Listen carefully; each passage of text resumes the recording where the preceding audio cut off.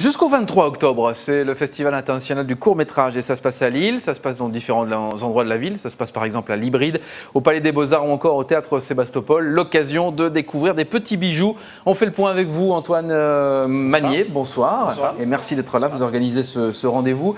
11e rendez-vous quand même pour le festival, c'est pas rien? On vieillit, on vieillit. Vous n'avez pas une idée, rassurez-vous. C'est quoi l'idée du festival de court-métrage? C'est de montrer la diversité du court-métrage. Le court-métrage étant pour nous le support le plus intéressant parce que le plus libre. Il n'y a pas toutes les histoires de gros sous qu'il y a dans le long, dans la série. Donc c'est là où les réalisateurs peuvent vraiment se lâcher et innover, montrer. Parce que c'est pas cher de faire un court-métrage? Il n'y a pas la pression des réussites de sortie de long-métrage en salle, etc. Le court-métrage est pauvre, mais du coup il est libre. D'accord, donc on peut se lâcher un peu plus. Voilà. Alors, vous proposez pendant ces quelques jours, ça a déjà démarré, hein, c'est jusqu'au 23 octobre, il y a une véritable compétition de courts-métrages qui viennent d'un peu Partout dans le monde. On a reçu 1700 films cette année, donc produits dans les 18 derniers mois. Sur ces 1700 films, on en a sélectionné 100 qui sont donc présentés depuis mardi jusqu'à demain.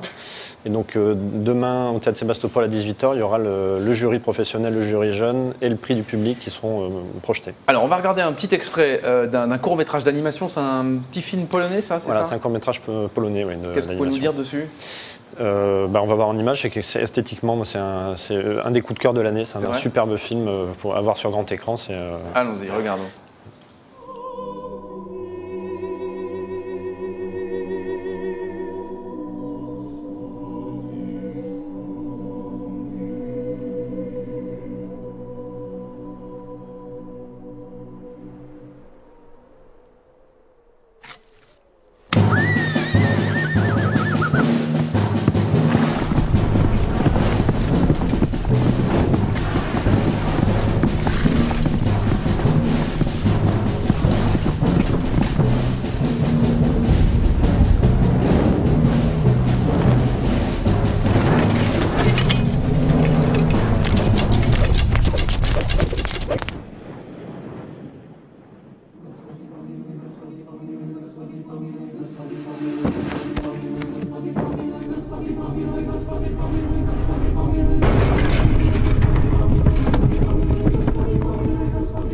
Alors en voyant ça, ces images, Antoine, moi j'ai du mal à vous croire que ça coûte pas cher. C'est ce que vous dites. Des moyens, ça coûte pas cher. Un peu de moyens, non? Ça coûte moins cher que du long métrage, mais oui, il y a en effet des budgets très différents. Il y a des gens qui tournent avec leur petite caméra DV pour 50 € et qui nous sortent quelque chose. Là, on voit, c'est de la 3D. Il y a vraiment tout un univers graphique. Dès qu'il y a de l'animation, c'est vrai que c'est d'autres budgets. Oui. Est-ce que tous les réalisateurs de long métrage passent par le court métrage obligatoirement ou pas? Pas tous, mais beaucoup ont fait leurs armes dans le court. Voilà. En général, on fait sa carte de visite et puis après on continue dans la pub, dans la série, téléfilm, long métrage.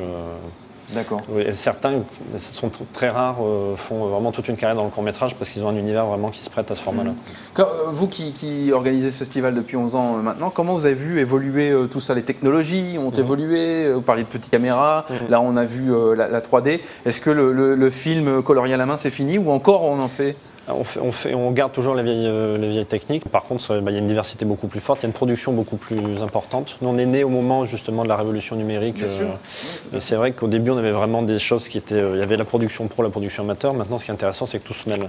Et tout se mêle dans la production film, et même aussi dans le lien entre l'audiovisuel et le spectacle vivant. Il y a maintenant des performances, tout ce qui est numérique. En ce moment, c'est passionnant ce qui se passe. C'est un peu comme dans la musique. Avant, il y avait le rock d'un côté, le rap de l'autre. Maintenant, tout est un peu mélangé. C'est un peu pareil en fait dans le cinéma. C'est hybride.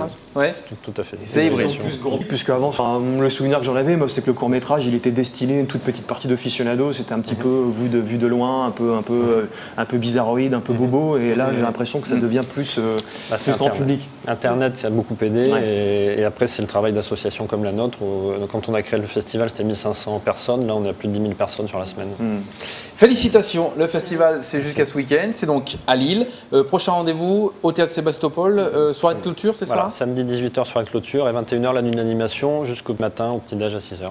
Ah, vous faites le petit-déj sur place? Voilà, toute la nuit, les gens peuvent venir avec le pyjama, l'oreiller.